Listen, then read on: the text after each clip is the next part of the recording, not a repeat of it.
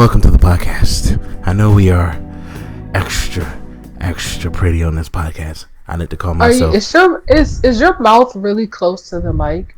I should shut up, lady. Yes, it is. That sounds really fat.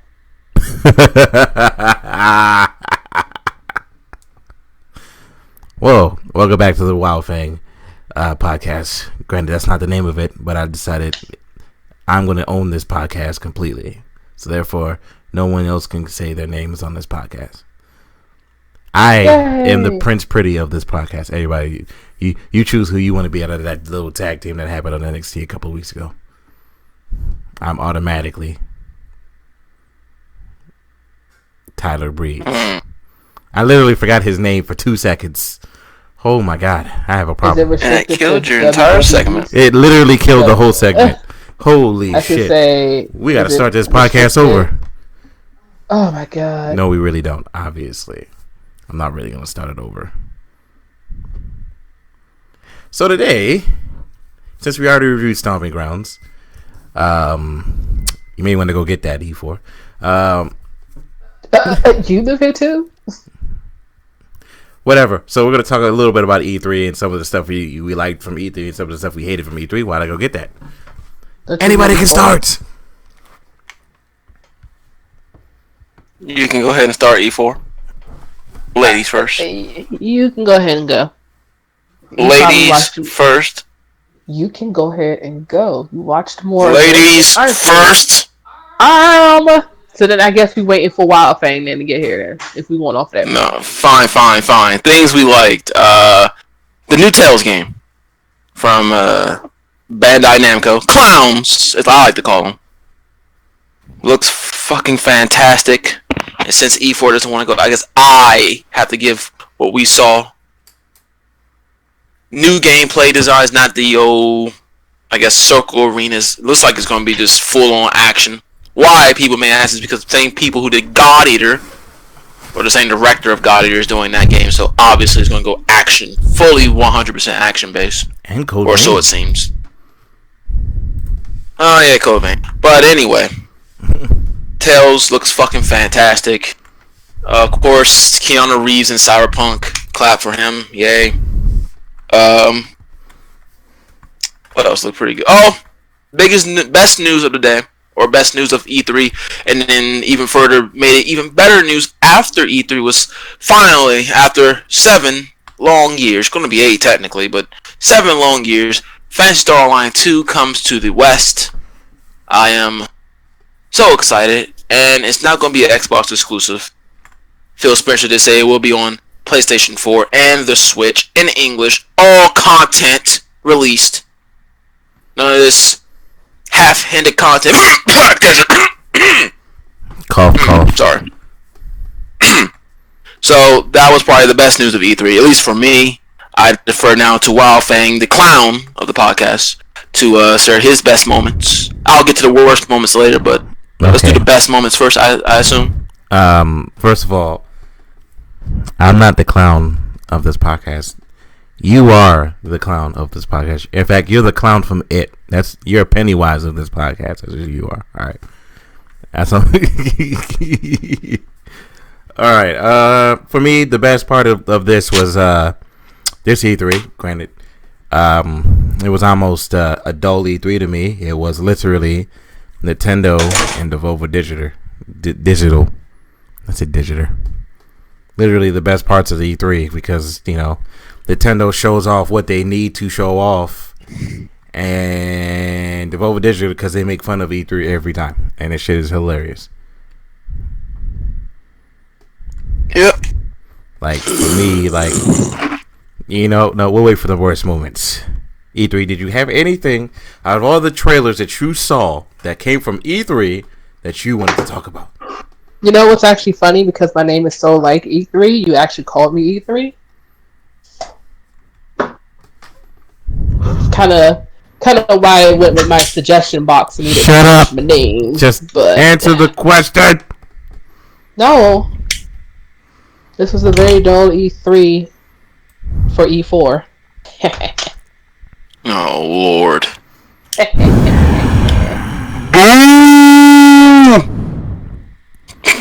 Can kiss my ass. Get off the stage! I said I didn't have much to talk about with it, and you made me continue. So the best thing ever in E3 was when Sony did the price hurt around the world. They dude walked up to the stage, just went $2.99, and then walked off. Anybody remember that shit? Why was that shit still so epic? Or do you remember the old fashioned $5.99.99?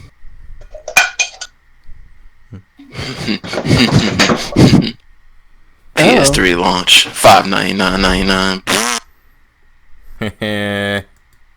Or Mr. Caffeine. See, none of the trailers really excited you, E4? Honestly, I didn't particularly watch much of Microwave Keep Moving. Who does this?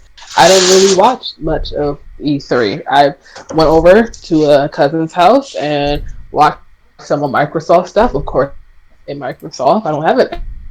1x times 2 divided by 3 to the third power. So I didn't see much of anything. But I mean, Borderlands yay. Okay. 3. I've already expressed several times that I was getting the game. Who is your starting character? The Siren. The Siren. Wow, Fang, who's your starting character? I don't know the name of the character. I just know I'm gonna pick the Or the person that has the animals, right? They use the animals. That he's forbidden. He's already picked by yours truly. Moi. Thank you. I don't give a fuck. King Darkwave. Thank you. Is this the same King Darkwave that has yet to contact me to get his ass whooped in CTR? This is the same Darkwave who's been busy on FF14 because of new expansions. It's the same Darkwave because you scared. Is that expansion good? Yes, actually, we can discuss it. I'll discuss it later on this podcast. There's not much to discuss. Thank you. But, Thank you. And yes, E4, we can play Crash. I haven't played much of it because I pretty much came out the same week of early access. What do you think is more important, Crash or early access? Well, MMO or Crash? Ask yourself this question: what's more important, getting your ass handed to you, or MMO? Crying like I get my ass handed to me in said MMO. So I get my ass handed to me in said MMO. Crash, so technically, play Crash and get your ass handed to you some more, and cry like a little baby in Crash. But still, I'm not gonna cry because you've probably been hoarding it out. So technically, you should be more wiser than me on some of these tracks. Should no, it's also called nostalgia, sir. I just need to get my juices and stuff flowing and remember the stuff, and yeah, I'm good to go.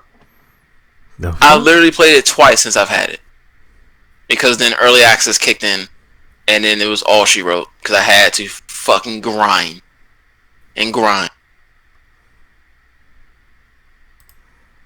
Technically, yes, and technically no. You didn't really have to. So I'm an in-game person. I had to. Okay. Don't sit around and just play with the noobs. Actually do shit on the game. Yep. But moving on.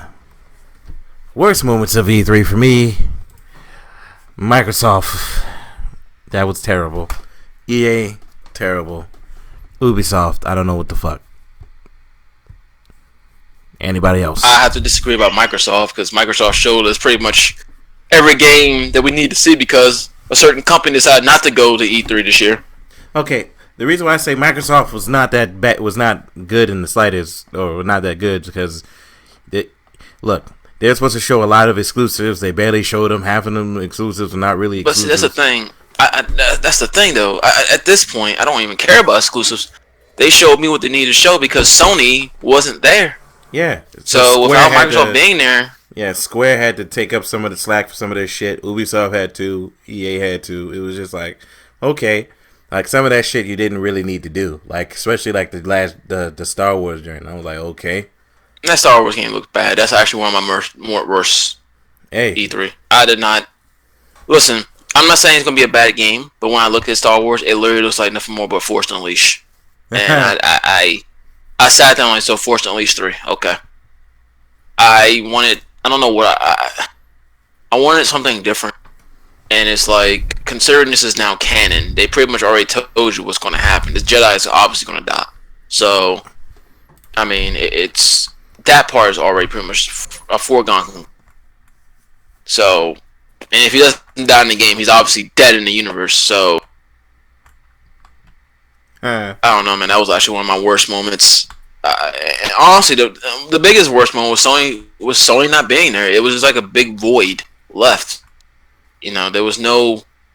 I mean, there was really no competition with E3. Once Nintendo hit the stage and they just showed Fire Emblem, Astral Chain, Deus Machina, you got the Pokemon, and all these games coming out, even without Bayonetta 3 being there. I mean, Nintendo pretty much said, "F you, everyone. We're taking this entire thing and running away with it." There was no competition at E3. Sony not being there just made it that you didn't see Ghost of Tsushima. You didn't see anything that's supposed to be coming out. You know, and of course, with all ways with E3, most of these games that Microsoft showed, that Sony would have probably showed, doesn't come out till next year. Whereas Nintendo, 90% of the games they show come out actually this year. Yeah. You know, it's one of the things, and honestly, it's one of the things I hate most about E3, is the fact that we get all these game reveals, but it's like, nothing of substance for the year that it is now. You know, you may get your Rainbow Six or your Call of Duty or your Madden, but nothing of substance. You see the good games and you're like, oh, know the release date or 2020 or 2021 or some stupid shit like that, and then eventually gets delayed and you wait. Garbage. Complete, utter garbage. So technically, the worst part of E3 was just the fact that Sony wasn't there, and once Nintendo hit the stage, it was pretty much a foregone conclusion. So, yeah, I'm not gonna say Nintendo, Sony not being there was a bad thing, because Sony was like, "Hey, we don't have time this year. We'll just wait till our." But they're not doing anything. But they have nothing. Their experience, the Sony experience thing, they're gonna do something. That was garbage. Didn't they do a PlayStation thing? It didn't even happen. When is Sony Experience? It's gonna happen around December, dude. Like when they show off December. Yeah. I mean, would you rather they put something out right now and then say, "Oh yeah, this game is coming out in 2021. This game is coming out in 2030. This game is coming out soon." Or would you rather in December they go, "Oh yeah, this is coming out March. This is coming out like January." Nobody would really. It wouldn't impact as much. That's what happened with Microsoft stuff. 2020. I mean, it's better to do it April 2020 closer. It's better to do it closer, but it is way better to do it Sony closer. Not being there. Sony just not being there in general just felt odd, because you're usually there to compare Xbox, Sony, and usually Nintendo just does its treehouse. You know, Nintendo did this thing, and even honestly, even if Sony was there, Nintendo completely ran away. Completely, there was no contest, which is a good.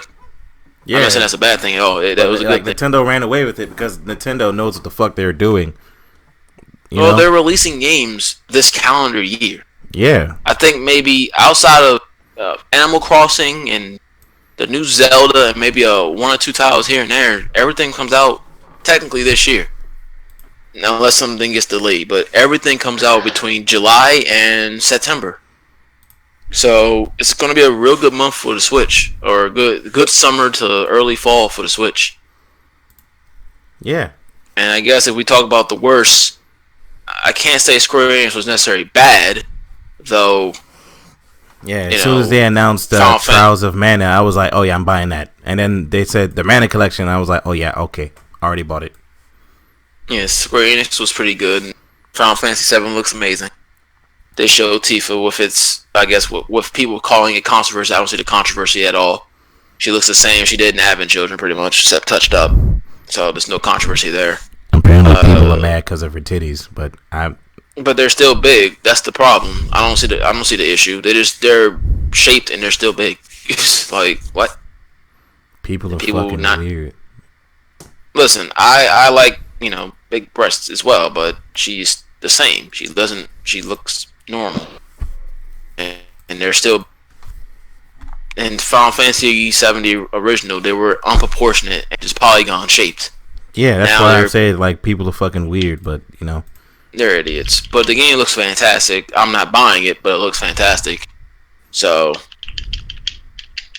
it's a good and bad thing. It's bad that you're only getting pretty much not even a quarter of the game, essentially. I don't know, man. I don't want to shit on FF7 because I don't want it to, people think I'm saying it's going to be garbage. But this model that they're doing is only going to make things worse in the long run. I can see other companies releasing games just like this. Oh, this is part 1. You know. And charging you $60 for pretty much telling you this is not complete. Oh, and yeah. Then people are going to complain. And then all I'm going to say is, well, you are the sheep who pour all that money into FF7. And look what happened. You know, you prove to the gaming industry that you're a sheep and you'll buy wherever it is, no matter if it's complete or not. I want complete products. Sequels are something that, you know, just happen. You can expect a sequel if it sells well, but the game itself was finished. Uncharted 1, it finished. The game was finished. It was an ending, a start and an ending. Yeah, it led to a sequel, but if it didn't lead to a sequel, the game was finished. You know? You're going to legitimately give me a game that legitimately says to be continued? Come on, man. And then you're going to charge me $60? And then people want to bring up the fact of the Telltale games? Well, excuse me, clown. You can buy the season pass for one price. It gives you all the games. Who the fuck is tapping? That's me. Coming to fight. What are you playing? Yakuza. Oh. But I don't know. I don't want to crap on it because I know it's probably going to be great. It looks fantastic. The combat looks fantastic. The voices, everything looks fantastic. But I cannot get behind this model. I don't care if people tell me that, you know, they can flush out other characters. I don't care. I had someone today legitimately bring up, oh, they can flush out Zack. What? Zack is dead and he has his own game. I don't need more flushing out of a character. Exactly. He has his own game. He's even in Average Children a little bit. I don't need to have a thing about Zack because he is garbage. He's done. He got raped and killed. Horribly. He didn't get raped. What else is there? He got crucified, son. That man got destroyed. I mean, he got shot up after killing half of them. Yeah, I mean, I'm not saying he didn't get I ain't saying he didn't go out, like, you know, fighting, but he got raped. He got raped. Like, no matter what you do, if you get destroyed, you get destroyed. But it's like, there's nothing else. Like, you have Crisis Core for that. I don't need Crisis Core in my FF7. Yeah, I don't need it. Yeah, it doesn't really matter. And people are really bringing this argument to me, and I'm looking at them like, you're really reaching now. It's only Midgar, though. That's the funny thing.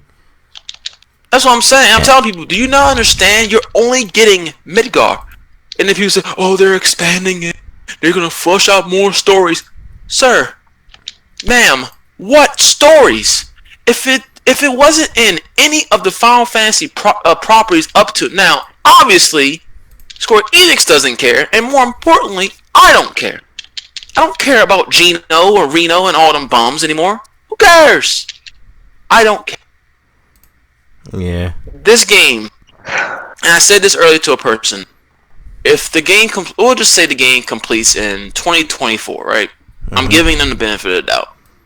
I would rather them just give me one full, a complete game, and I would wait till 2024 instead of spending $60 3 freaking times for a game that's going to tell me to be continued at the end of the day. Yeah. Basically telling you, you're a sheep for buying it. Congratulations. Come on, man. People have got to really start thinking, and people consider me saying it's a bad game. FF7 is not going to be a bad game, but the model is garbage. The model is garbage. I just can't support it. Not when, of course, on PS5 they'll probably give you a full, complete collection for $60 anyway. Like, Come on. Yeah. I don't know, man. And then apparently they're doing another story, a new ending for FF15. I heard earlier today from someone. Demon Queen Luna. What? That's what I heard. I don't know how true that is. Take it with a grain of salt. Someone told me they're doing a new ending for FF15. I'm saying a new ending. FF15, no matter how good it may have been, it was a failure in terms of keeping that franchise, the Fab Manola franchise, alive. It failed. Garbage. Yeah. So I don't think they're going to give me DLC to that game because they already said that episode art was done. I don't know, man. I don't know. And like I said, I've taken that one a grain of salt. Because if you're making a character, how you gonna make a? That's the thing. I said they're gonna make a character, a ending for a character that no one cared about. No one gave a crap about when. And this is spoilers for anyone who cares. Spoiler embargo's already lifted. Luna Maria died, and I legitimately and no one felt anything about her. She was barely in the game. Yeah. She did nothing. She was as useful as Neji. Garbage. Disappeared, died, and you expect me to care? And then you got people telling me, "Oh, you should care about Noctis." There was no on-screen chemistry between them in the entirety of, except for a little irrelevant. Yeah. I don't know. I'm not going to yell and scream and holler about FF7. There's no. I just don't condone the model that Square Enix is trying to present to me. I don't give a fuck what they add. Because this is Square Enix. They are the epiphany of lazy. Hint, hint, 14. A bunch of fluff. And they're going to call it a full game. Okay. 2 Blu-ray discs. Okay. Sure. You'll spend most of your time probably walking around Midgard and actually playing the fucking game. Yeah. It's funny because I'm also excited about the Final Fantasy VIII remaster.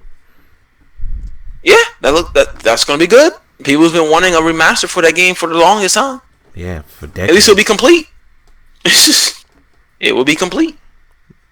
Oh yeah. It's gonna be done. Because you imagine we're gonna do a Final Fantasy VIII remix. The first disc is gonna be just after the seed exam. I'm gonna be like, yeah, okay. Pretty much. Product. It's gonna happen. I already see it, man. Once people see this FF7 succeed, because it will, because sheep. Oh my god. Other companies, Activision, EA. This is just part 1, ladies and gentlemen. We're looking to expand. The moment they say that, I'm gonna hear everyone. What do you mean part 1? Why couldn't you give it the full game? I'm just gonna get like a poster board. I'm gonna say, you see, remember this game right here, Final Fantasy 7, that you sheep bought? Yeah, you started this garbage.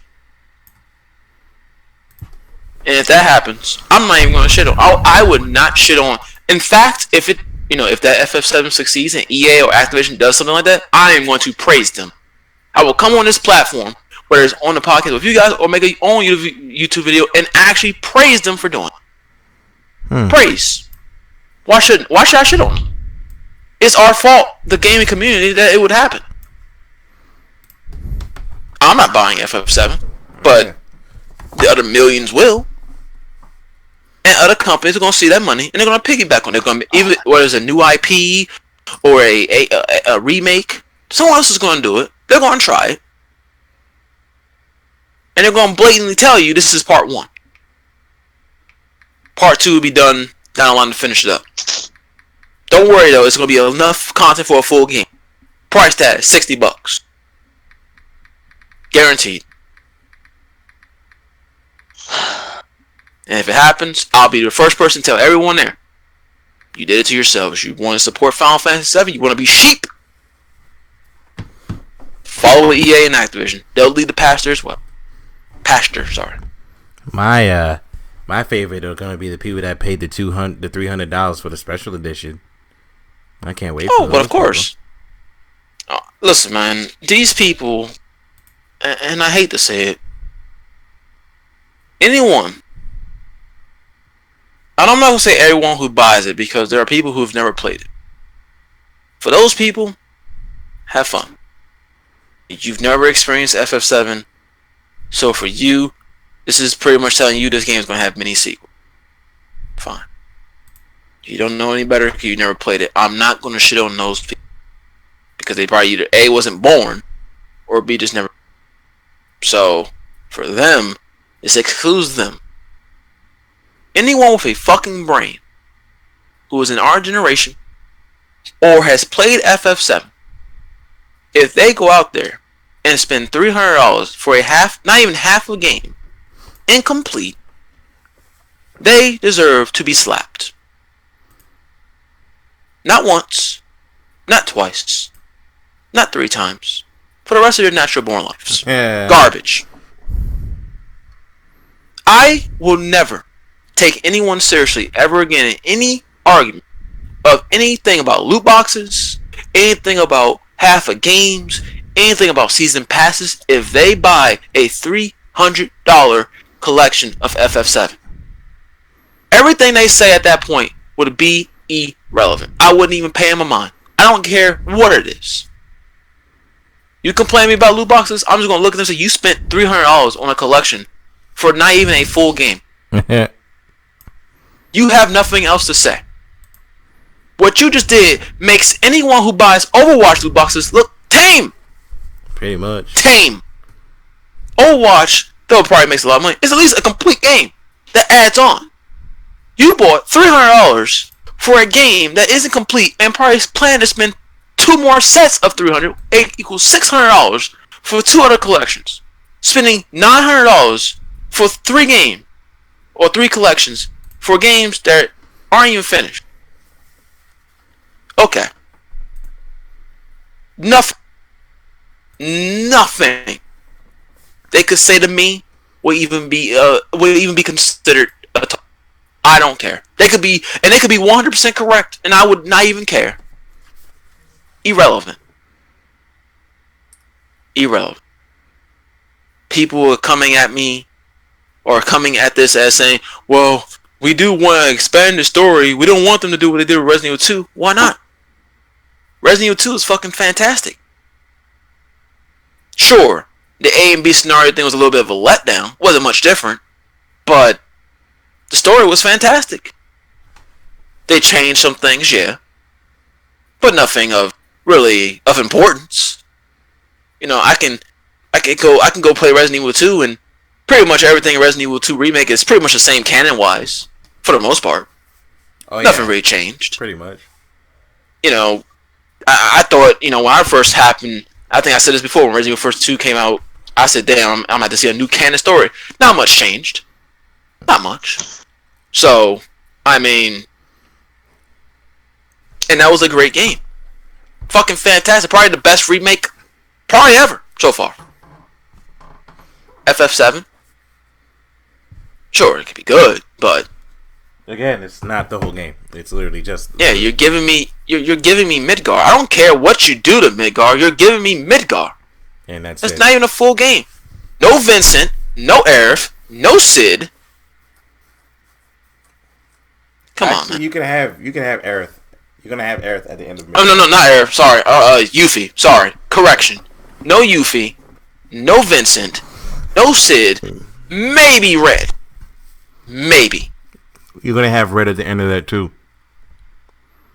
At the end. Now, at the end of Midgar. In this game, in this game, they may push him up, but just as long as they don't go, yeah, you can actually save Aerith from dying. That's when I'll go. No.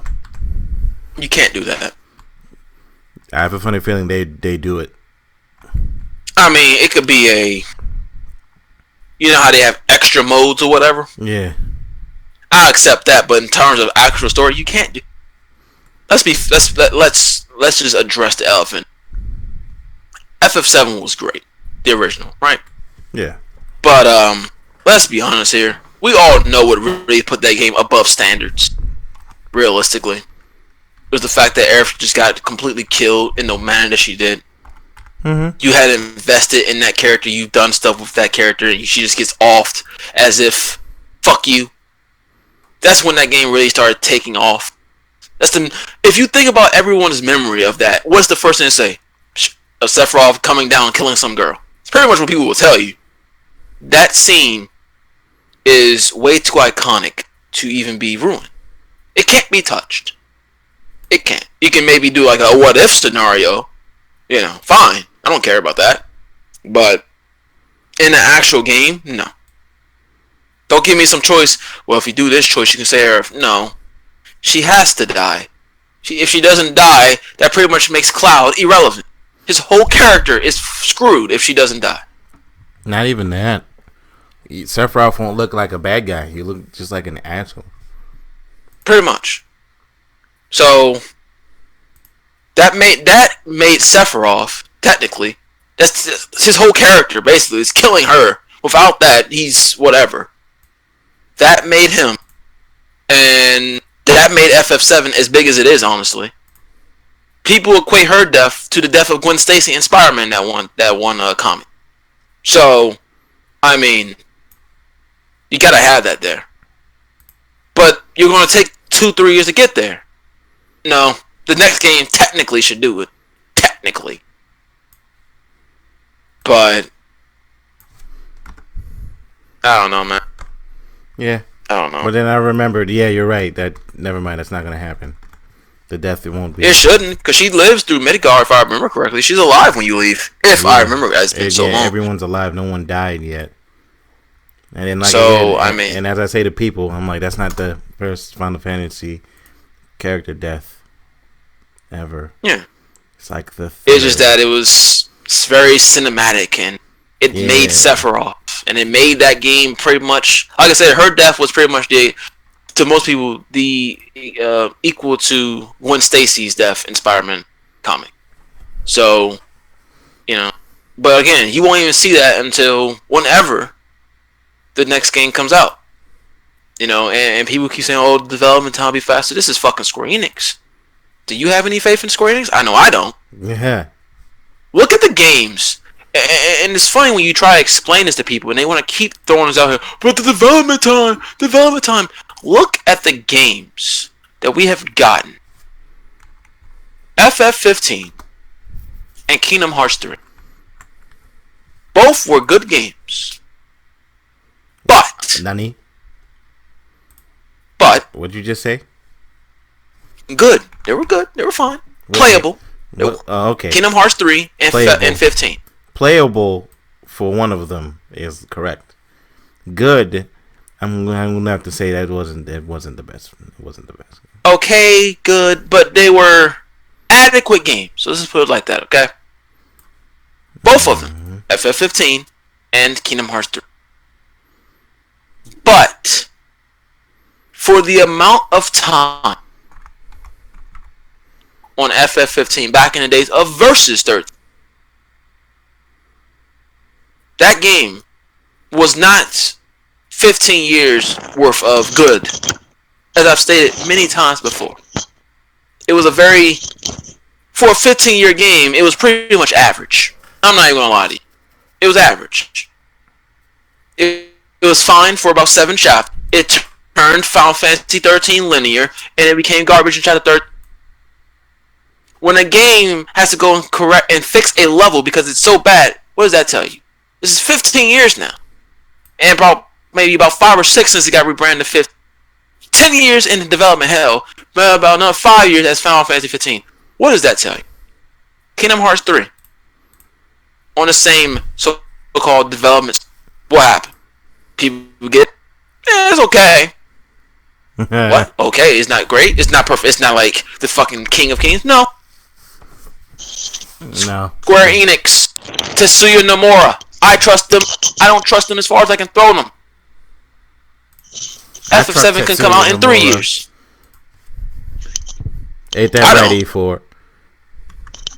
Yes. I trust them as far as combat. I trust them for edgy looks. I don't trust them for combat for shit. I'll trust them for edgy looks. I trust them for the game looking pretty and my carrying up to date clothes. We're gonna spend all the development time on clothes. Good. That's what he did for 15. Costumes. Look, man, exactly. Like I tried to tell, and I said this many times. Fab Nola, garbage, scrapped. I don't care if people think the first 13 game was good. I don't care. The whole series was garbage. The first 13 game was garbage.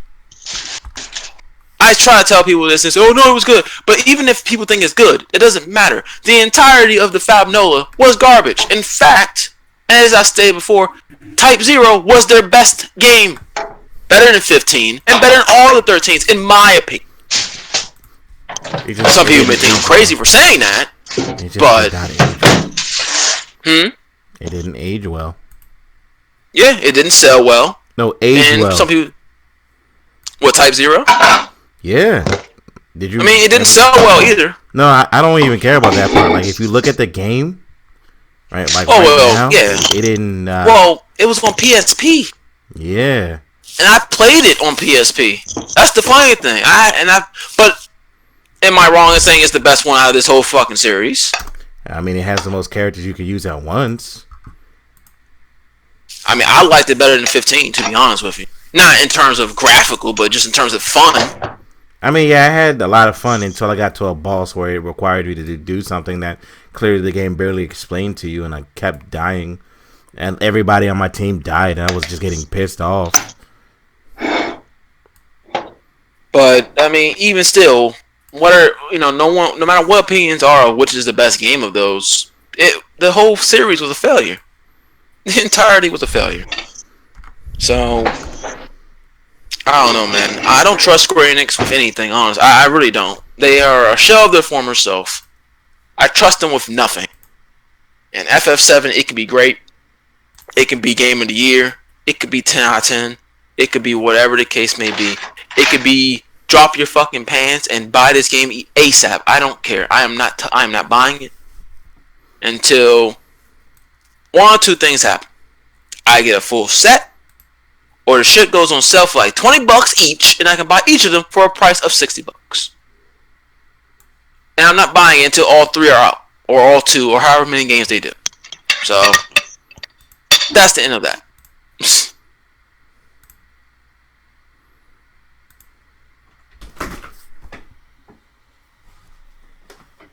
Thank you.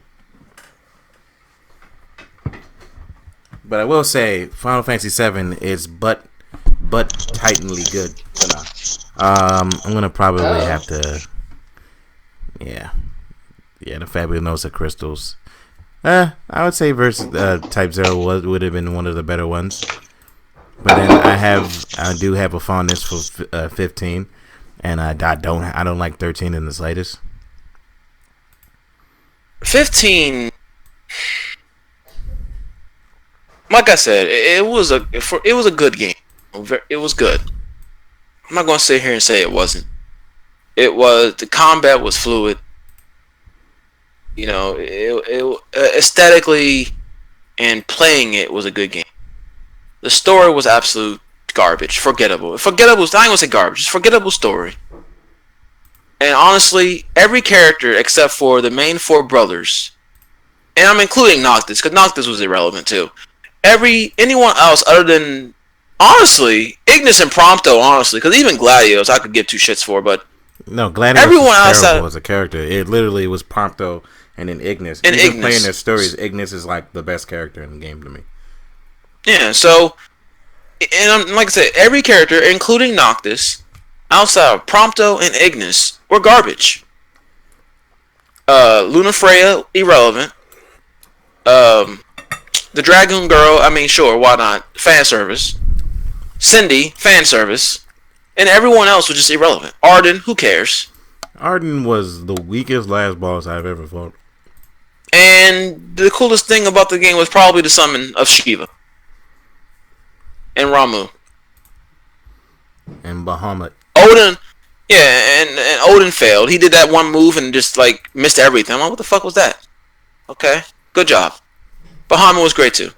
Outside of that, I mean, the game was fine, but to me, on a fun factor, I have to give it to Type 0.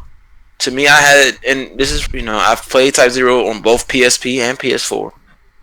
I've played 15, and I had more fun collectively with Type Zero than I did 15.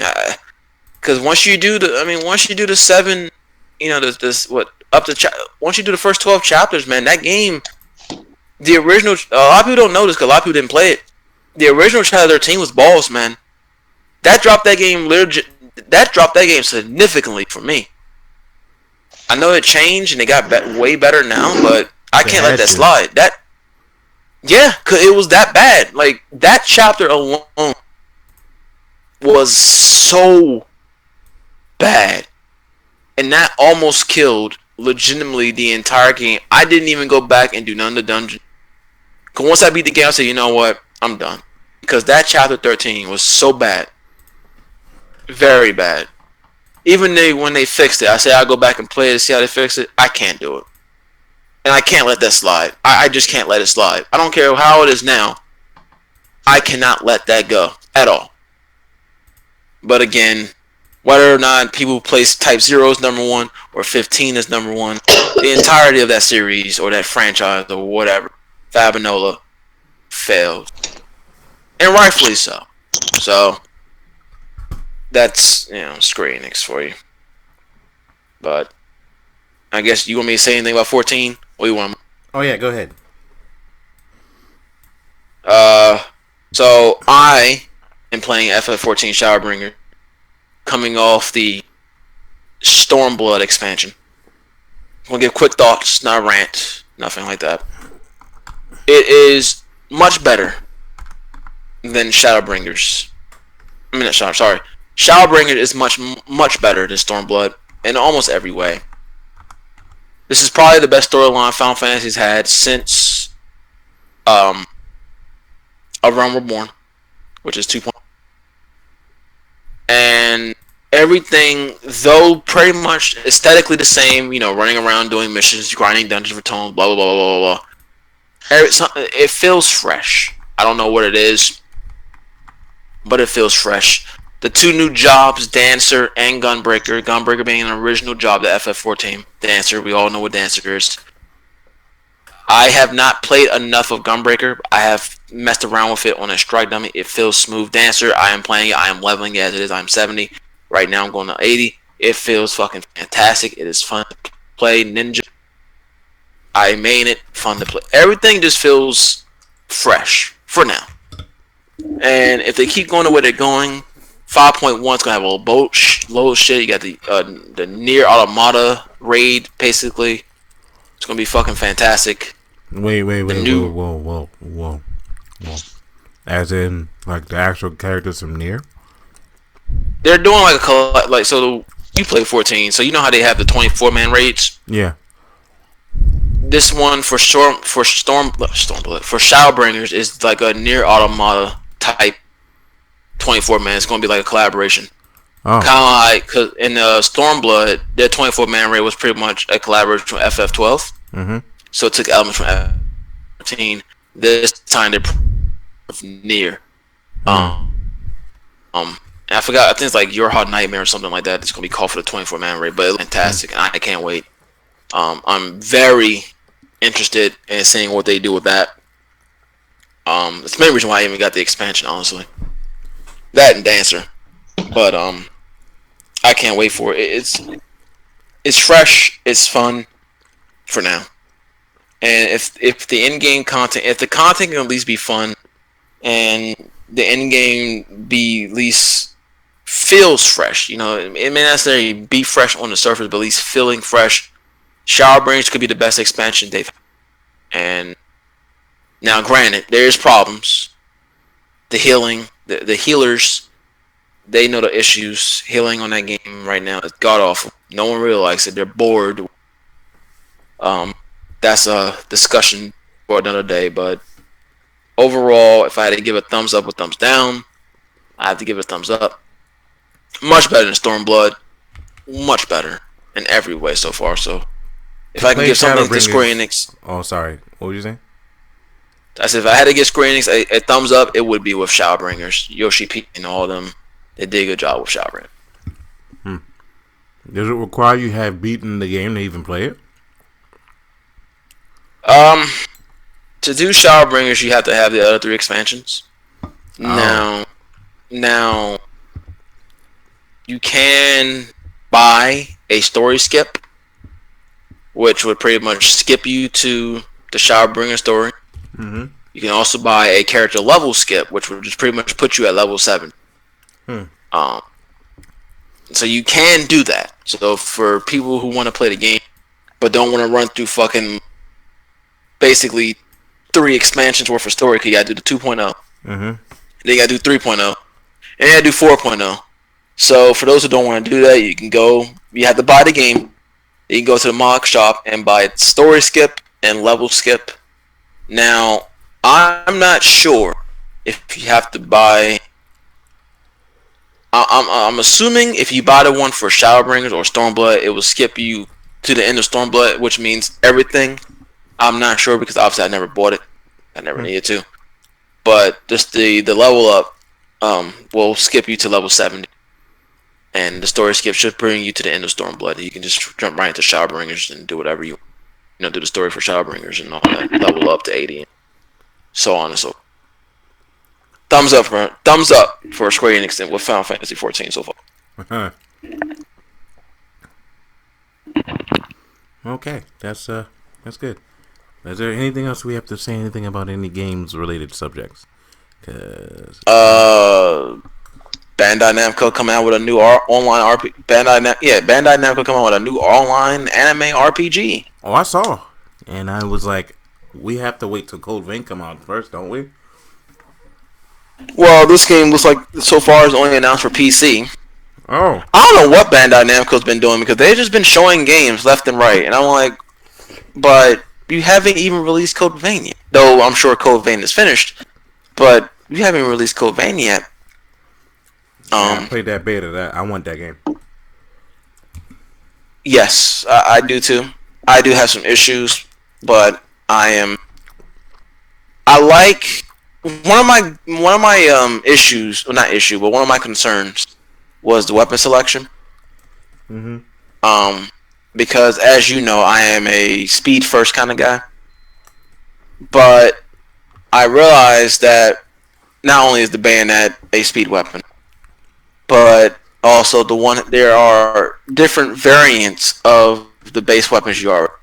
Yeah. So you can find one sword that's like slow-ish, but you'll find another sword that's really fast, and the combos are actually different with those, and that's why now I don't know how in depth that would go in terms later game. I don't know. We'll find out. But I do like the aspect of that. Yeah, but I'm not gonna lie. Playing the game, the very second I was playing, I was like, "Oh, these are the exact same animations as Dark Souls." All right, even the rolling and the way you hold the weapon and everything, I was like, "This is pretty cool." That's another thing I like about the game, though, is that they have 2 different types of. They have essentially, so it's streamlined in terms of your leveling. Yeah. Cause you don't really put points in decks and all that. You just level up. Mm-hmm. But I also like the fact that your gear somewhat matters. Oh yeah. There's certain gear that makes you roll, like speed roll. There's certain gear that makes you have like a heavy roll. But there's also gear that makes you basically do the Bloodborne dodge, which is the dashing back and forth type of dodge. Which, if you can tell the type of gamer I am with those type of gears, I would prefer that, the dashing back and forth, because Bloodborne. Yeah. But I like that aspect, and the character creation was fucking fantastic. I wish it was not a Soulsborne game. I really do. Just because of the fact that the Soulsborne genre is getting a little bit to a point where it's starting to hit its peak and it's starting to get a little redundant now. That everyone's pretty much just trying to do their own Souls. Not saying the game is... Basically, it's getting to a point now where a part of me don't want to play it just because of that. I'm tired of the Souls-esque games. I'm tired of them, and just their aesthetic is pretty much, it's too samey for me. But at the same time, they're so good. They turn out most of them, not all of them. but most of them turn out to be so fun and good you can't help but play them anyway. But I do wish Code Vein was not Souls, but you know, it is what it is. But it is fantastic, man. It's fantastic. I can't wait. I like the whole parry system with the your jacket pieces, the claw, the dogs, the snake tail. Love it. Of course, since I played Bloodborne, I'm fucking beast with the pairing. But it should be good. It really should be good and should be fun. And hopefully, the story does well. You know, I've noticed Bandai Namco is probably like doing this a lot. They've done this a lot with Monster Hunter in terms of copying and pasting. They have they have God Eater 3. Now this is their version of Dark Souls basically, and they tend to do better stories than the opposition. So hopefully the story in Code Vein will be good. Hopefully. True. And sad news though from Capcom, though I never got to play it. They're a bunch of clowns, but sad news is Dragon's Dogma Online is going to be shutting down.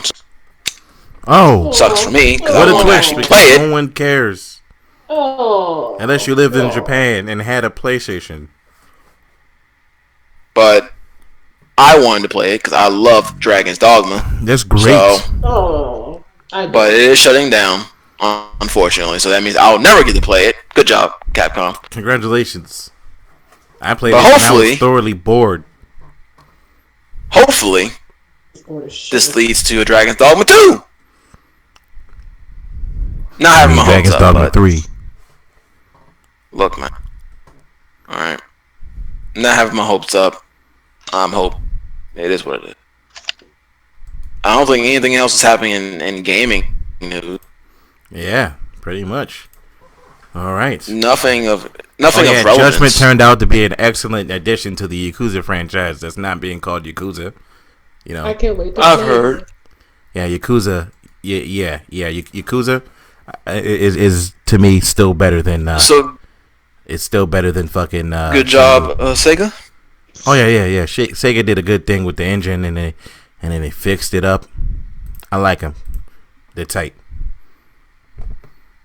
Like Yakuza is tight. All right, moving on to wrestling. Right. Let's talk about the West. huh? The American. Who what? Okay. Okay, you lag. Everybody's Seriously. lagging. You're lagging. Well, it is storming over here, so Okay. So, few things. All right. I just have to say this now. What are you guys' thoughts on Paul Heyman and Eric Bischoff taking over the wrestling? I thought you was gonna ask my thoughts on this chicken that I just cooked because this chicken was fantastic. I can barely hear you. The chicken. she's that away I from her made- mic. No, I'm not. I'm right here. Oh, Regardless. well, I mean, not you. Oh yeah, I did because I was not. But yeah. So, This chicken was fucking Oh! delicious. Before we go to the wrestling, I'm sure you have heard this is Overwatch stuff. They're killing the goats with pretty much 2v2s or something like that. they're Basically, killing two what? tanks. Overwatch. I thought Goats. Overwatch 2. Goat meta. You know the goat meta. Yeah. They're introducing 2v2s, which is basically roll locking, which is basically 2 per row. So basically only 2 tanks, 2 healers, and 2 dippers. Yeah. Yeah, also- Fucking Christ. I think Now- they're working on Overwatch 2. There's been rumor. There's no need for Overwatch 2, but there's been rumors. Now, Absolutely no need for that. I am of mixed thoughts on this, personally. Overwatch, I know why they're doing it. I know why. Because GOAT is very strong. To most people, it's too strong. And Overwatch League, all you see is GOATs. If you go into competitive and higher ranks, you probably only see GOATs and bunker comps anyway. But I'm sorry. I'm confused. What goats? Okay, there are metas in Overwatch. You have Dive, which is basically any character that has a lot of mobility Uh-huh. and can kind of like get into the back line. Lucio, Winston, Diva, Genji, Tracer, people like that. Uh-huh. Goats is pretty much basically a super defensive, hard to kill comp. So you'll have now there's different variations. Wrecking Ball is somewhat in that, but they don't really use him. No, they go Diva. He's actually one of the best tanks in the game, sadly, but they don't use him for goats. Yeah, it's usually like Diva, Zenyatta, Brigitte, Lucio, what the fuck is that? Sombra, Brigitte. Just call it Bridget. Call it a day. Oh, Bridget. Bridget. Okay. What? Sombra, and I believe they use Zarya. And they'll use a Reinhardt. Yeah. That comp is basically built around high defensive because Zarya's bubble, Zenyatta's Discord orbs, and Bridget and Reinhardt getting up there and beating the hell out of everyone. And Sombra just hacking people so no one can use their abilities. That's goats. Bunker comp is Orisa, Roadhog, Bastion, and like a Mercy, Amora, and possibly Mercy, Baptiste, and I think I said Orisa already, but you get it. And Torb and stuff like that. My favorite to make fun of is Team Potato. And that one. Was there a study that said that Wrecking Ball was the best tank? He's probably the best main tank in the game. His mobility, he has a lot of so this is the problem with Overwatch. I'm sure y'all had this since game launch. I'm sure, or close to it. Yeah. When Overwatch first started, it was about counterplay. Yeah. It was really heavy on counterplay. It was more about who you countered and the skills that you had to beat players. As time went on and nerfs and buffs and all that shit, it went from counterplay to synergy.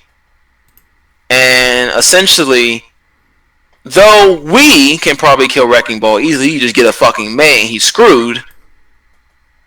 People don't use Mei in the competitive in the high ranks because she doesn't really synergize well with what is the most popular and most powerful metas. Sombra? Same thing with Reaper. No, Sombra, because of her hack, and she's broken, essentially, she's broken, technically. In high rank, in high play, she's broken because they're decent team members. But in high rank, you won't see Reaper, you won't see Mei, and even in the Overwatch League, you won't see Reaper, you won't see Mei. You might see a Torb every once in a while, maybe, but you'll see a Brigade for goats, only goats, but it's about synergy play now. So even if someone has a Wrecking Ball, no one's gonna go. The only one who can really stop him on their team if they have it would be Sombra. But Sombra has to be in proper position. A Sombra cannot go out there by herself and do that because she will get destroyed. Trust me, I would know. So it's really based on the synergy of the comp that you're running nowadays, and player abilities. Go ahead. I'm sorry. And now it's not really about skill; it's about who pretty much uses their abilities, I guess, more synergized better. So that's how Overwatch is kind of played now, at least in high ranks. But and competitive, in the league, but it's not really about counter. You can kind of make that argument within like a lot of tanks. Like if someone says, "Okay, well, such and such is," I don't know, just random or some shit. They're like to be like, "Oh, just something random." Not saying this is true, but just random. Reinhardt's the hardest fucking tank to kill. Something random, whatever. And we're like, yeah, Reinhardt's the hardest fucking tank to kill. This is random. This is not saying it's true. I'm just making stuff up, just saying it. And it's like, no, it's not. I can just go do such and such, or you just go get a tank killer and then just circle around him, and or depending on, of course, if I'm always playing with Mr. Wildfang there, and depending on who he's playing with, if more likely he's going to pick a Mora, and then I can just pick Sombra, and we can actually, both me and him can actually just go kill Reinhardt ourselves. We've done this before. Or if, for an example, and I know many people don't, some people just don't play as Mei, even though I've seen actually a lot of Meis. I main Mei, but with certain stuff, you know how Mei is like, well, it used to be in the category of defensive character or whatever, even though I would be straight offense with her and somewhat of a support. Oh, hey, this person needs help. All right, I'm just going to go freeze them, and there you go, buddy. But it just depends on, like, it's just, I think there's certain stuff like that, like, you know, it depends on, it's a situational kind of thing. Like, if people was to just be like, oh, Mercy's the best healer, why? Well, because, you know, she can just heal you at one time. I would disagree with you saying that Mercy is the best healer. I would wholeheartedly disagree with you. It's the situation. I think that, hell, Moira, I would probably say fucking Moira is a better damn healer than would be better support and stuff like that than damn Mercy. Half the Mercies I know of, they just use this goddamn fodder anyway. So, and people don't protect their damn healers. So all Mercy does is just be an extra killing for the damn team, the opposing team. Surprisingly, a better healer is Ana. Ana. Yeah, Ana is really good. I actually don't get good Ana, so therefore I don't have experience to say. I won't, in my opinion, I won't say that I've not got good Anas unless it's, I don't know, somebody that I know. I need to start using her a lot more. Ever since I switched to Mora, I barely use her. But like, switch to Mora, you've been whoring out Mora. Okay, but the thing, like I said, I need to start using Ana more. But like, cause Ana can heal from a distance, so she doesn't have to be in danger. Well, Zenyatta can too. The thing about, but his is like what people are. No, I was going to piggyback on what she said about Wrecking Ball. See, your mentality is like mine. You're a counter player. If you see something happening, you're going to pick someone to counter it. But Overwatch has went from counterplay to more about mobility and synergy. So, in a sense, technically speaking, Orisa is the best tank in the fucking game. Technically, if you want to be technical about it, Orisa Hog are just a dangerous combo. Orisa has infinite shields. Her fortify is OP. Her ultimate is beast, and she benefits so many other heroes. Roadhog, he can pretty much survive almost any ultimate just by healing himself. In Wrecking Ball, he has so much mobility. With his, first of all, he has the mobility. He can get high in the air. His shields come back, and he can always get a way to get heals. People are looking at it as far as his synergy. Now, you and I, we see a Wrecking Ball. We're going to do one of two things. We're going to go get Mei, freeze him, Reaper, kill him, or handle him however, or Sombra and just do it. Reinhardt, we're going to get someone, Reaper, Bastion, break their shields, kill them, be done with them. The problem is they don't have a lot of synergy with what is popular. The Lucios, the Brigidas, Bridget, the Zenyatas. Overwatch has switched, but now they're doing this 2v2, the 2-2 meta with the 2-2, which is going to kill pretty much goats because you can't have 3 tanks anymore. Yeah, which and all that is shit. Still broken as shit. Because you can just fight a team goats, of fucking tanks. Yeah, but see, goats could be beaten, but no one goes to people that you can go Mei, a Junkrat, a Pharah. Oh yeah. You're destroying the shields. You're destroying. First of all, no one can counter on that team. No one can counter a Pharah except for maybe. You get a Junkrat. You're just plopping grenades at shields. Yeah. You're gonna break their shields. You break their shields, they can't do anything. But no one plays counterplay anymore. Counterplay is pretty much old because it doesn't synergize well. Yeah, sure, you can get a Graviton Surge and do a Junkrat Tire, but Reinhardt technically can block a Junkrat Tire for some extent. You know, until you put it through, you can get around it through the shield. That's the funny thing. Yeah, you have to go around, but by the time you do that, people can disperse and all that. So it's not. No, not even that. You know, just go through the shield, and it'll blow in between him and the shield, and you're dead. Nothing he can do about it. But no one does that in Overwatch League, and everyone looks at the league, which I understand why you have to look at the league, because that's what it's the league. You kind of have to look at that for how you balance and nerf people. But Overwatch has gotten to a point now where everyone is so powerful now that it's not even about skill. It can be a little bit, but it's more about just synergy with your abilities and who's using their abilities. More timely.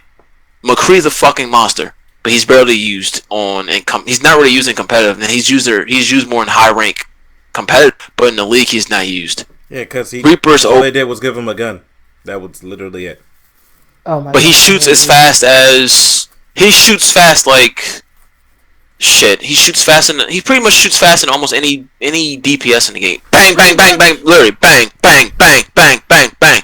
He shoots that fast now. He is OP. Oh no, he's but tight. No one uses. It's just half of his kit is not that good. Yeah, no one uses Reaper in high play because motherfucker is slow as shit. Yeah, and they just stop him. They'll just get snipers to snipe him down. Not even that. Like, you don't even need that. You just need to back up, and he can't do shit half the time. Yeah, he has to get close. Genji, Tracer, they kind of stay around because mobility is king in Overwatch. If you have mobility, you're pretty set. And that's why you need people. But that's why Tracers always kind of pose a problem because they're Tracer, Genji's. Notice they've never been buffed, ever. Those are the two heroes who have never been buffed, and the only reason why they've never been buffed is because of their mobility. That is it. What the fuck else are they gonna do for Tracer? Make her gun stronger? No. Well, Tracer, no. It's just I'm just saying every character in that game at some point has been buffed, except for Genji and Tracer, or changed. Now Tracer's been nerfed. Tracer's been nerfed. Genji's been slight, but their nerfs were so minuscule that nothing to really shy away from.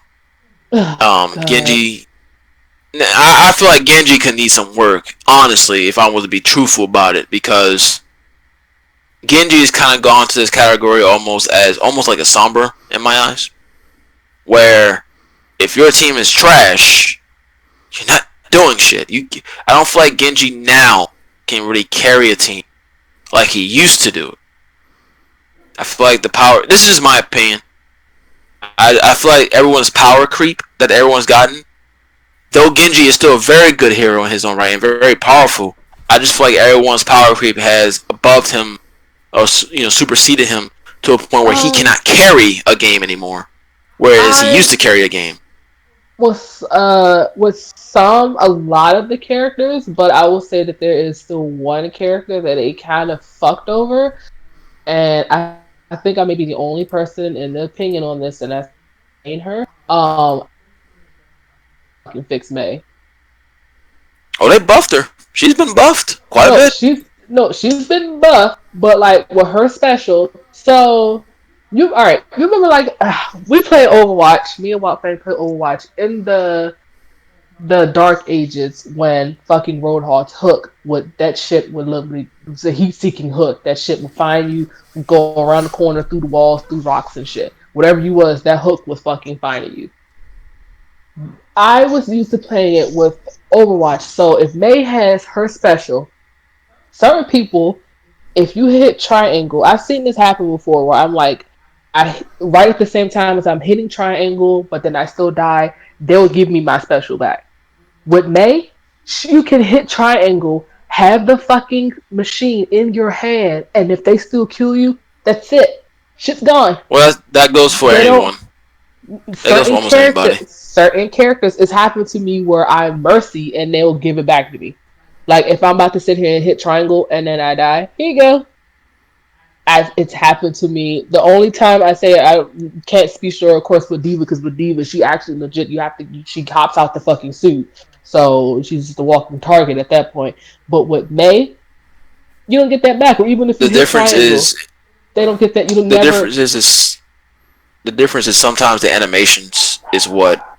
So basically, May's animation for her like she doesn't do her ultimate quick, but her animation to start it is very quick. So it's kind of like Reaper. Reaper's animation to start his ultimate is almost instant. So if you get shot, even if you just hit the triangle before you're even shooting, if you get shot, it's gone. Yeah, if the animation fucking bugging, but whatever. Even Lucio, you don't even have to jump. But the moment he gets into that position of the jump motion, even if he's not in the air and you get sniped by Widow, you've lost your ultimate. It's the animation. Mercy's animation takes a second. It takes a little bit of a second. So if you get shot with Mercy when you hit triangle, because her animation didn't necessarily start yet, you'll probably still have your ultimate. But most heroes, even like most heroes' ultimates, pretty much are instantaneous. So the moment you hit one, that you hit your ult, it's gone. That's pretty much with 90% of people. There are some cases where you might keep it, and that's generally either because A, the animation didn't go off, or B, the game just didn't register. It can't happen. The game can have some lag ticks. It could be server lag on the actual game. So you hit triangle, but the game didn't register you hitting triangle at the time, so you just kept it.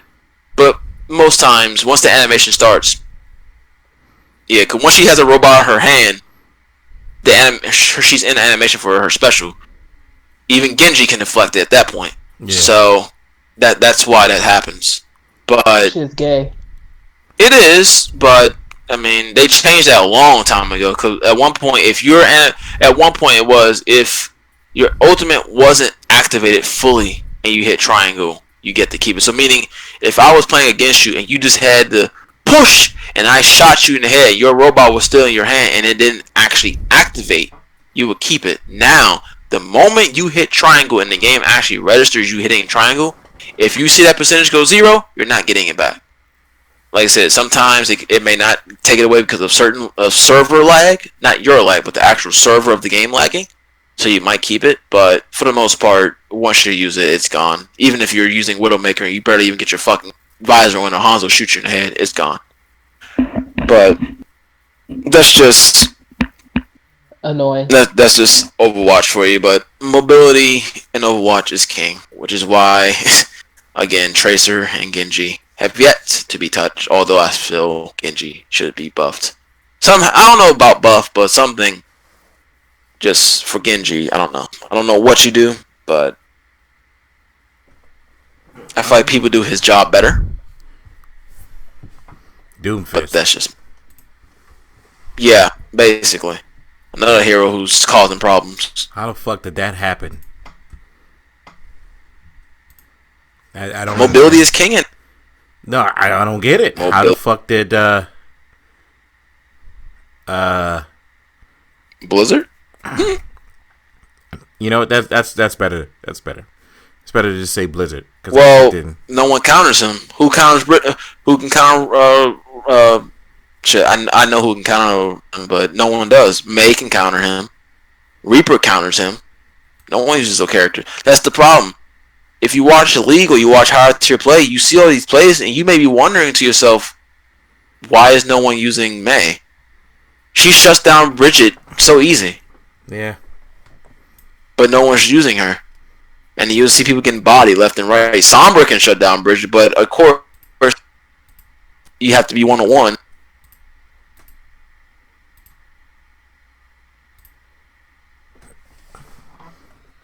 Alright. But is there anything else that anybody wants to talk about? Because we're going to move on to the WWE now. And, yep. Like how Roman Reigns says AEW is not competition. How Seth Rollins is trying to get on my man Dean Ambrose, because what he said on the podcast, which was true to a lot of people, which is weird why he even made fun of him. But I'm not in that. Everyone's saying AEW is not competition, and I don't see why. It may not be competition in terms of financials, obviously. Yeah. But in terms of quality television, which WWE is surely lacking right now. Even in terms of like Fyter Fest, it was just like WWE has never put in anything like this on there in a long time. Like NXT doesn't fucking count because NXT is like the best thing for competition for them. Like Adam fucking Cole, man. That's all I have to say. A lot of people were saying the real battle is NXT versus AEW, not WWE, because WWE main roster, I'll say, and the creative, is they handcuff the wrestlers way too much. The wrestlers are handcuffed, scripted promos all the time, and they just handcuffed. So that is their biggest issue. And of course, create half the shit doesn't even make sense, but you know, anyone who thinks that AEW is not competition to WWE in terms of just quality television is stupid. Now, people are saying, well, AEW will never have the production and the money that WWE has, and when it comes to and money, WWE is top of the food chain.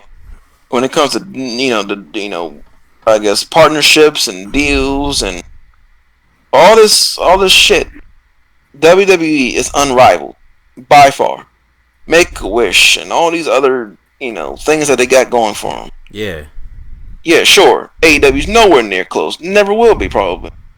But in terms of what actually is people need to be talking about is quality television. If you look at quality television, then WWE's in trouble. Look what I'm just gonna splice in Raw and SmackDown because we don't want to be here for too long. Look what's going on with Raw and SmackDown. Look at Raw. We got Becky Lynch and Seth Rollins, right? They're doing this thing with Baron and Lacey. Wait. Hold up. Seth Rollins and Becky Lynch are a couple. I just wanted to let you guys know that. I didn't know. Yeah, like we haven't heard that a billion times. Okay, go ahead. But it's like, look at Monday Night Raw. We're having Becky Lynch and Seth Rollins together. They're a couple, by the way. Just so you know that. Oh my goodness. With really to any, it's not organic and it feels completely fucking forced, and it makes legitimately no sense. Oh wait, I just want to hold you up there for a second and let you know that Becky Lynch and Seth Rollins are a couple. That's fine. They can be a couple. But do I care if they're a couple? No. Oh no, I'm just copying off of WWE every 50 fucking seconds. Oh, it's funny. I've never seen girlfriend. Like, shut the fuck up. I've never seen a couple. I mean, outside of maybe like Edge and Lita, but that was organic. But I've never seen like WWE push a couple so hard on television like this, as if it is some new phenomenon that Seth is banging Becky Lynch. Who cares? Good for Seth. Did you know that Seth Rollins and Becky Lynch are a couple? I am going to shoot you. It's just like, I'm just copying, if it was organic, that'd be one thing. But it's not organic. It seems forced, and both of them seems awkward as fuck. Especially Becky. Like, but you got that on Raw, and you look on SmackDown Live, and it's pretty much Monday Night Raw, but with blue. Storylines are the same, pretty much on both brands. I can't even tell where the Miz is anymore. I think he's a Raw superstar, but I could be wrong. I don't fucking know anymore. I don't know anymore. And Shane McMahon is the top heel in the company. Why? My thoughts exactly. Why is Shane McMahon even on my TV 95% of the time? Losers still get opportunity. Losers get opportunities to go for shit. Like Samoa Joe lost the United States Championship. Yes, he's getting another championship. It's like, motherfucker, what? Do you just lose a championship and automatically go put to the next one? Pretty much. Is there no queue? Like when you go to a restaurant and you sign in, okay, what's your name? Such and such. All right, 20 minutes. And then I go outside, I'm gonna lose my spot. Okay, that's fine. You can come to the front of the line. No, motherfucker, you snooze, you lose. Get your ass to the back of the line. I mean, that's that NXT logic. There's so many people, there's so many wrestlers on this fucking roster, and that's what I said, that WWE's roster. I remember having this conversation a while ago, and I remember Darkwave, you were saying that their roster wasn't stacked, and I disagreed. Their roster is so fucking stacked because WWE wants to have everybody, so nobody else can have these people. Nobody else would have Shinsuke Nakamura, The Revival, the Club, AJ Styles, or all these other fantastic fucking wrestlers, and then don't fucking use them. It's like, oh, I want this toy just because Wild Fang has it. Are you gonna use it? No, I just have it. So it's just gonna sit on the shelf and collect dust, pretty much. But I don't want Wild Fang to have it, so Wild Fang can't get it. Or Darkwave. No, no, no. You're gonna go over there and go play with Darkwave. Nah. I'm gonna pay you all this fucking money and just keep your ass right here in the closet. That's what WWE does. They don't want no one else to go to eight. Same thing. This is what happened with fucking Luke Harper. He's sitting in fucking catering. That's too much credit. And won't let this man leave. So it's like, okay, you want to fucking leave, so let's punish you. Yeah, that's Sasha Banks. I think you give Luke Harper too much credit. That man's not even in catering. He's at home. Yeah, he's at home because he didn't give. Oh, excuse me. Killian Dane was at home until he said, "All right, man, I'm going back to NXT." Tyler Breeze was at home. Yep. WWE is just. They have their roster because they are just fucking spoiled as brats that don't know one else to have their fancy ass toys, and then now my toy chest is full, but you know what? I'm just still gonna keep collecting. Like he thinks as fucking WWE is a fucking museum. That look at what we have. We have Shinsuke Nakamura and AJ Styles and Rusev and all these other fantastic wrestlers. Where are your matches? Where is it? Don't worry about it, but we have all these wrestlers. They have them. The WWE is just right now. The biggest issue with WWE is they're complacent. They've had no competition for over 10 years, and this is the product, and this is the results of when you have no competition. Now, will AEW change WWE? Who knows? It may take a few shows, but as it stands right now, it's just they're complacent. They're locked in their they got in their mindset. They've gotten lazy. Their creative is non-existent. It's like if you want to have people feud for a couple months or so, that's fine. You gotta have feuds, but at least make the feuds. Give me a reason why Baron Corbin, who's lost twice or 3 times, however many times he's lost, give me a reason to why he's getting another. Make something happen. Oh, I have a personal reason. I have a better one. Where he's getting a rematch, or even Lacey Evans. Yeah, but did you know Seth Rollins and Becky Lynch are a couple? I'm coming in the room and I'm stabbing you in your big toe.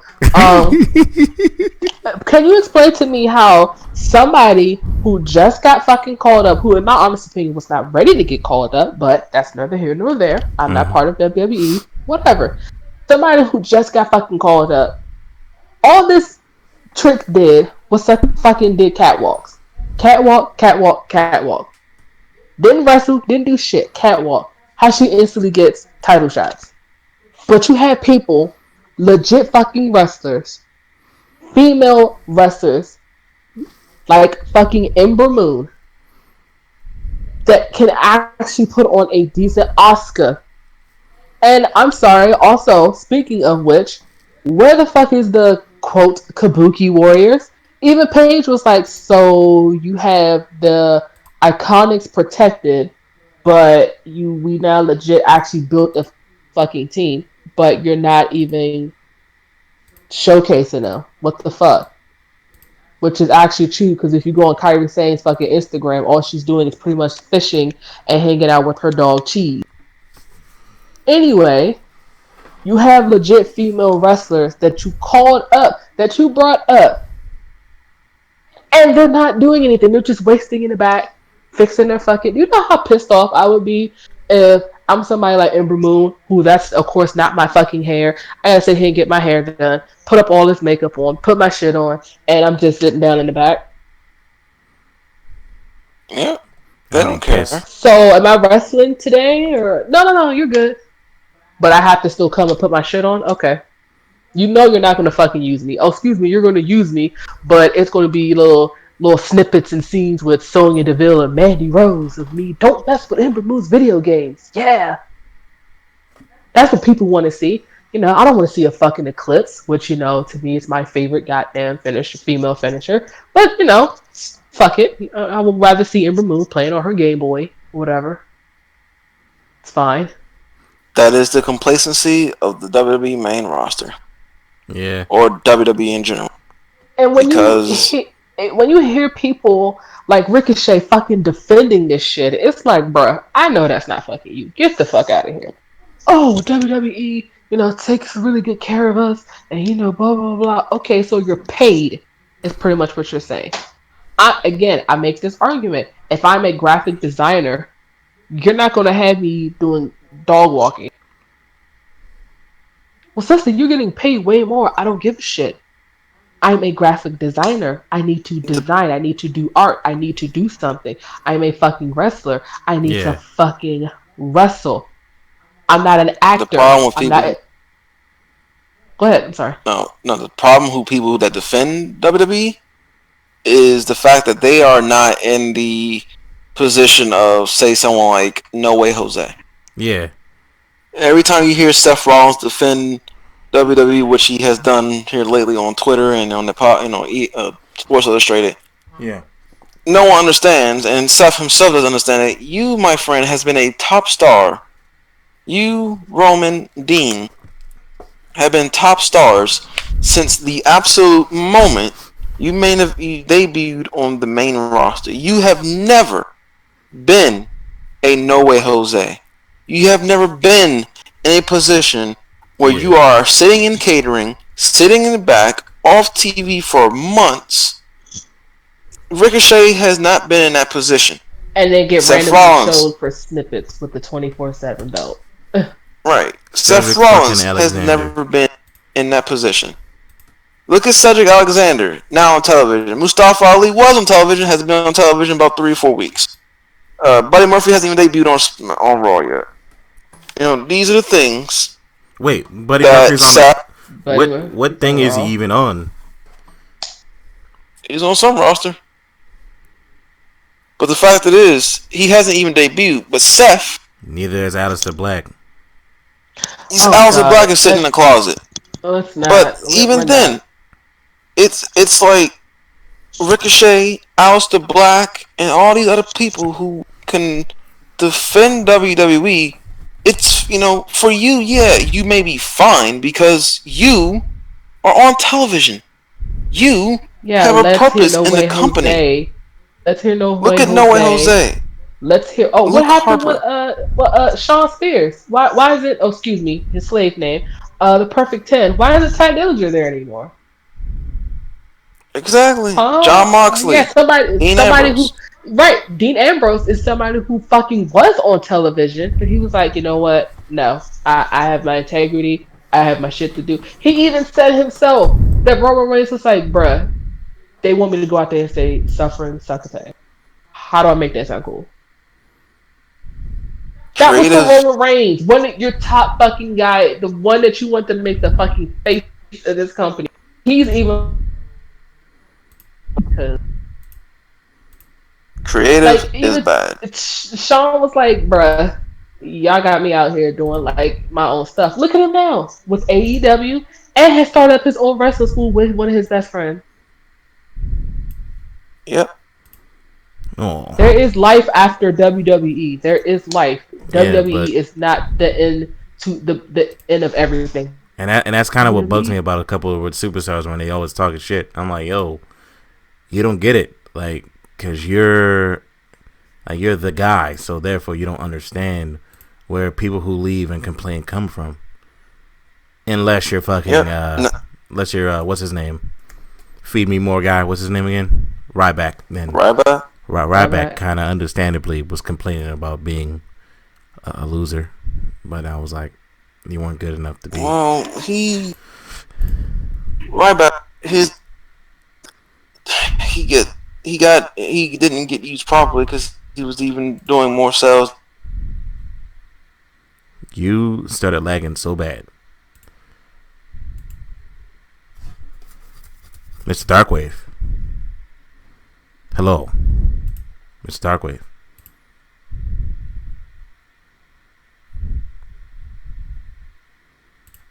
Hello. Yeah, so he can't necessarily say that. Especially the Sports you lagged Illustrated. something fierce. No one heard. I actually heard him. Did not hear nothing you said, and the only reason why I knew you said stuff was because I heard he was in the other room. Damn it! I didn't even know. I didn't even hear him. Well, what I'm saying, I said Seth Rollins doesn't have much of a choice but to kind of defend the company, considering he's their champion, essentially.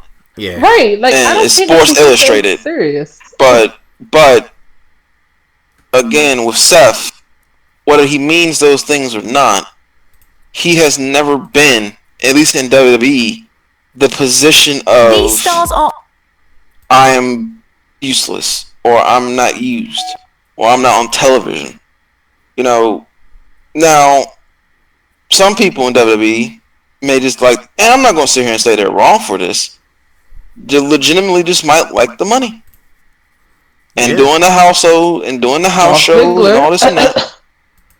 And doing the house shows, and, you know, all that, that's enough for them. And you know what? Perfectly fine. I'm not going to sit here. Oh, yeah, I'm not going to get on nobody either. You know, because if you're doing house shows and you're making the money, if that is what, if you're content with that and that makes you happy, that is A-okay. I'm not going to sit here and complain about it. I'm not going to sit here and call you out. But a lot of people want more than that. And Seth has never been, at least, like I said, in WWE, in that position of, someone who wants to be on Sasha Banks, essentially. He's had decent title reigns. He hasn't won the title and then dropped it every fucking defense. He's had moments in WrestleMania. He's had wins. He's been a main, person in his division, whether he's IC champ, tag champ, babyface, heel. I mean, he has, people like Seth, he has the world right now. He's fucking Becky Lynch. He's the Universal Champion. He's this and that. Great. You can defend WWE. You got a good bank. You get like 3 segments a night.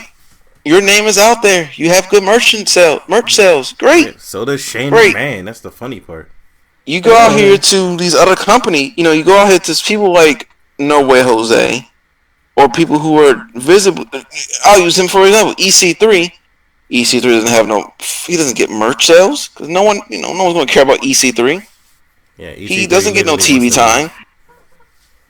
And he gets punished basically because Dean Ambrose got cheered, which is no fault to him. Is no fault to EC3. That's WWE's fault. You leaked out the fact that man is leaving. What did you expect to happen? It's not like people hated Dean Ambrose. They booed him because he was a heel, but they still loved Dean Ambrose. And once you say someone's leaving the company, face and heel heat no longer matters. They're going to cheer you because you were so, they like you internally. They like you, regardless. It's not EC3's fault. Chris Jericho was a heel. People still fucking, this man got fucking paper over, and then we still fucking cheered him.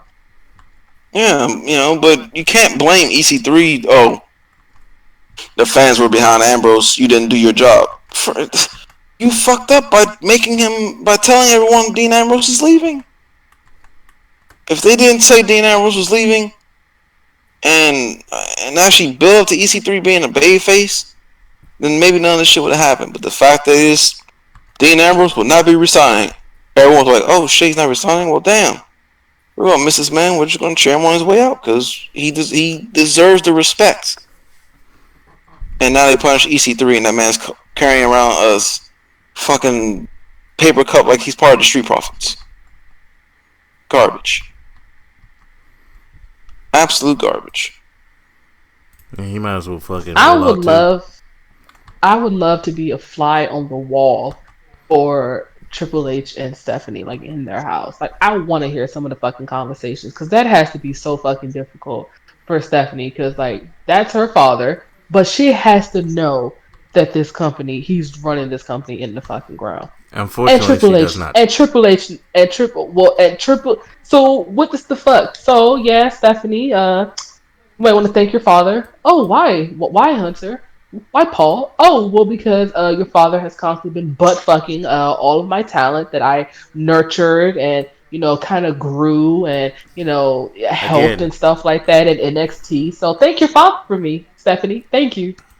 fortunately, Stephanie doesn't know, and she's even a part of the uh, one of the worst periods in time with some of the worst writing, because she was a writer at some point, but like that's when WWE started going to shit. So it's hilarious. WWE is in She would trouble. defend her father every day of the week.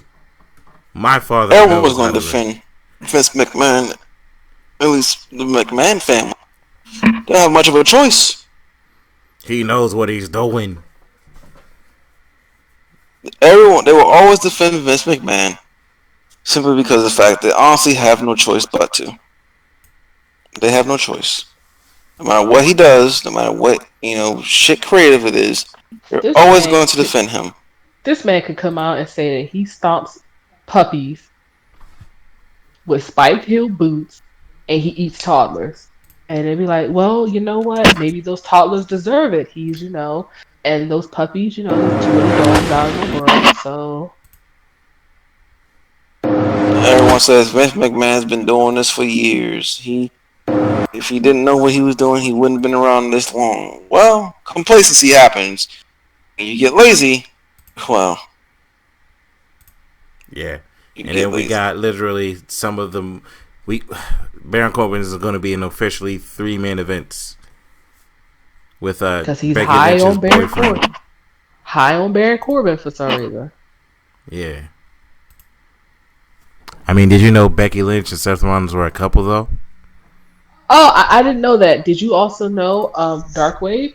Do you know what a man sounds like when you're sawing off his testicles?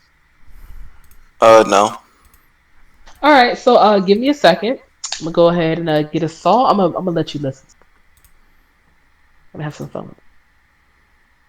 You're not going to be able to do that, lady. Oh, so you think I Yeah, put okay. something in your chicken, sir? Yeah, okay. Goodbye. Anywho. Fine. Moving on. Final topic. How do we feel about the Eric Bischoff and Paul Heyman taking over for a while? That may or may not be a thing for me. Well, apparently it hasn't happened yet, so I can't really give my opinion. Honestly, I don't think nothing's going to change. Me too. Some things might change, but I feel don't like think nothing's going to change. It's going to be the same. I don't think there'll be no significant change. There might be some changes here and there. You might see, a superstar a little bit more, but I don't think there'll be any real significant change, personally. But that's just me. Who do you think is going to be Aleister Black's first opponent? Randy Orton. That's who you think knocked on the door? Cesaro, why not?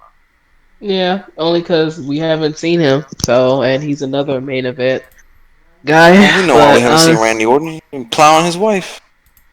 yeah, making babies. And he pretty much says he pretty much says when he's going to plow his wife on Twitter. So He does. pretty much.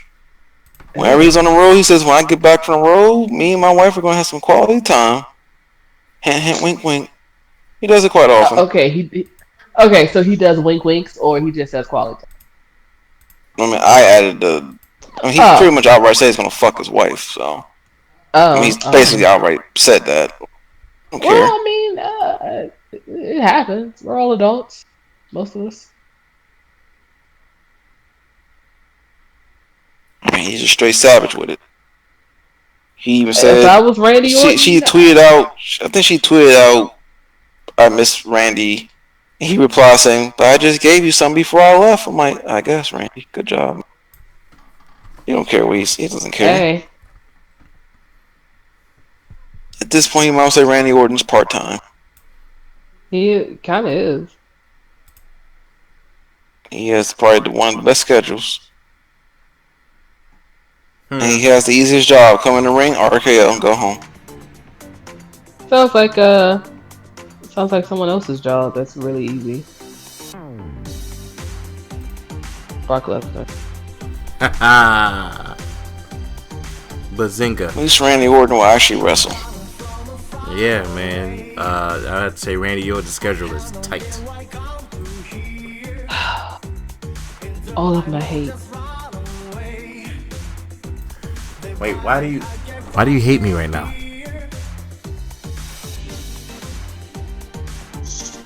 Anything else? I don't know. How's the fact that Seth Rollins and Becky Lynch are a couple? Oh, and to that, this show is over.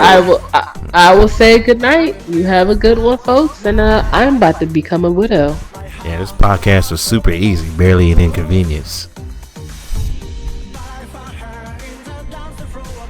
Burn it down!